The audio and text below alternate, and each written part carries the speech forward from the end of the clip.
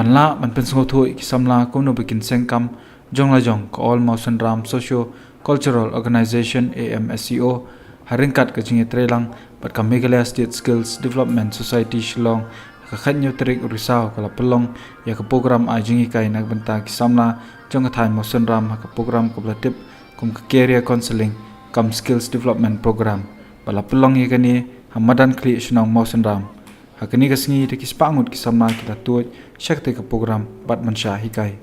yakani ka program la wanra do director katnat social welfare ba directorate of information public relation DIPR ka sarkar jila ba HM Shampliang hadien bo lai i ya ka jingo jingnam kisamna kani ka than halor ka jingbom yo kam yo jam yakani ka career counselling kam skills development program la wan ban ajing kai de ki hinyau tuliki kanon kibawan ban ajing kai bakanthop ya ka ILFS Amsco Tech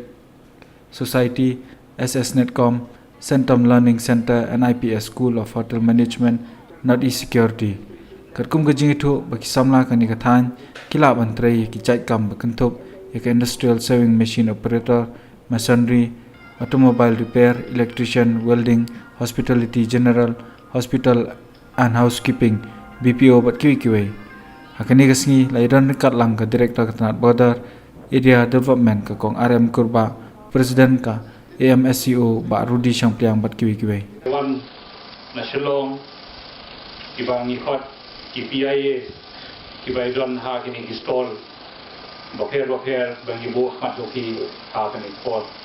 bat yati kumjo baro kinong sok sinong jo kini ka thain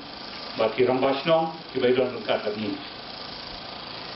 madap da kini dokumen mangan yo bandar kat baki mentak step ha kani kejaka ngalang nod laslem bang inyo ban ya penbet ya kum kani kejingalang dadon hau benai August ke bangala penbet ka wei katarik ha ko por arpo tarik benai August ndrei imsum lala ban pendap ya kata ha kata por namar kata wa ngalah haplet chabar